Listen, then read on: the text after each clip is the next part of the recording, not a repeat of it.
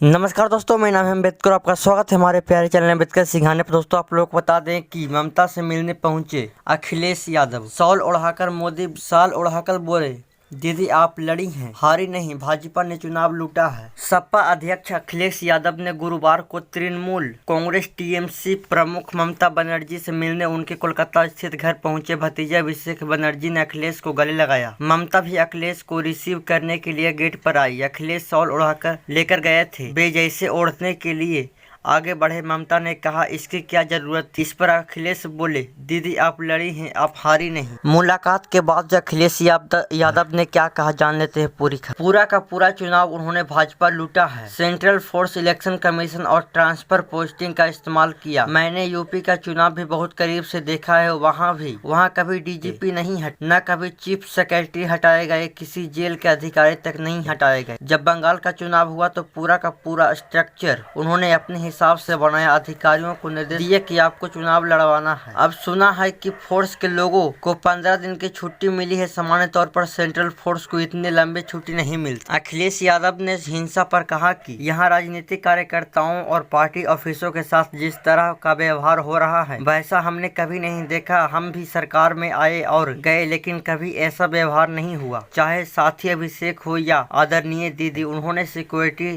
Threat, आखिर वे हिंसा करने वाले किसकी ताकत के दम पर ऐसा कर रहे हैं। ममता की पार्टी ने कहा, कुछ रिश्ते राजनीतिक और समय से ऊपर। टीएमसी ने एक पोस्ट में लिखा कि कुछ रिश्ते राजनीतिक और समय से कहीं ऊपर होते हैं। हर दौर के साथ वे अपना मजबूत होते हैं। यूपी भाजपा ने इस मुलाकात पर तंज कसा है। एक्स पर लिखा, नाउम्मीद बढ़ी गई है, इस कदर पंचर साइकिल लिए भटक रहे दर दर। ममता के भतीजे और सांसद अभिषेक बनर्जी ने अखिलेश को गले लगाकर उनका स्वागत किया। अखिलेश से मिलने के लिए ममता बनर्जी गेट पर आई। सपा प्रमुख उनके लिए शॉल लेकर गए थे। अखिलेश यादव ने ममता को शॉल ओढ़ाई और कहा कि आप हारी नहीं, लड़ी। अखिलेश ने ममता और उनके भतीजे अभिषेक के साथ फोटो खिंचवाई। आप लोगों को बता दें कि 5 को बंगाल जाने वाले थे अखिलेश, लेकिन ममता ने मना किया था। अखिलेश यादव बंगाल चुनाव के नतीजे आने के अगले दिन 5 मई को ही कोलकाता जाने वाले थे, लेकिन ममता ने उन्हें आने से मना कर दिया था। अखिलेश चुनाव में प्रचार करने नहीं गए थे, लेकिन सोशल मीडिया से ममता के लिए माहौल बनाते रहे। कोलकाता एयरपोर्ट पर टीएमसी सांसद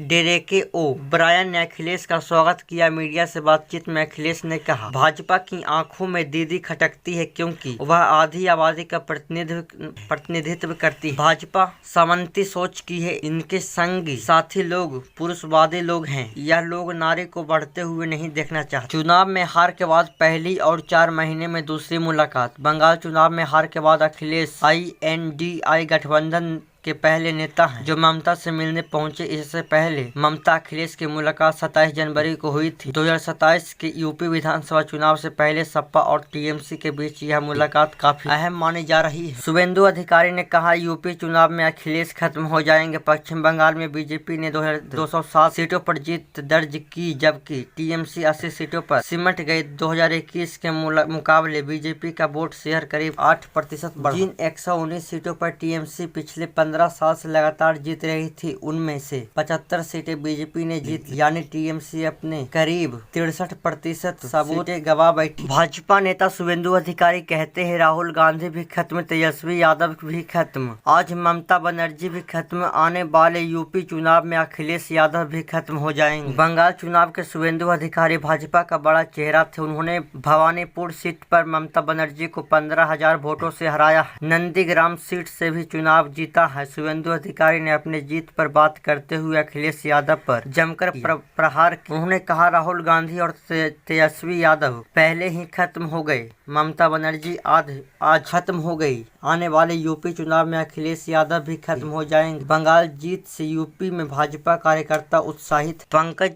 चौधरी बोले, पंचर साइकिल पर अब कोई नहीं बैठेगा। अखिलेश यादव और ममता बनर्जी की मुलाकात पर यूपी बीजेपी अध्यक्ष पंकज चौधरी ने तंज कसा। उन्हें ट्वीट कर लिखा कि सत्ता के दीवाने जनादेश को न माने। पंचर साइकिल चली, औरों का वजन उठ, कोई कितनी भी रुदाली कर ले, बौद्धिक जुगाली कर ले, पंचर साइकिल पर अब कोई नहीं बैठने वाला। जनादेश के इस अपमान को जनता जनादर्शन देख रही है। अखिलेश बोले, देश को बांटने वाली ताकत ताकतों के खिलाफ एकजुट हों। अखिलेश ने ट्वीट पर लिखा कि पश्चिम बंगाल में चुनाव महाधांधली और महाबेईमानी की खबरों ने एक बार फिर यह सोचने पर मजबूर कर दिया है कि अब खतरा सिर्फ निष्पक्ष चुनावों पर नहीं बल्कि देश के लोकतंत्र और संविधान पर भी है। आज ऐसी ताकतें सत्ता में हैं जो संविधान, आरक्षण, सामाजिक न्याय, भाईचारे और गरीब, किसान, मजदूर, युवा, पिछड़े, दलित और वंचित समाज के अधिकारों को कमजोर करना चाहती है। जनता के असली मुद्दों से ध्यान भटकाकर नफरत और विभाजन की राजनीति की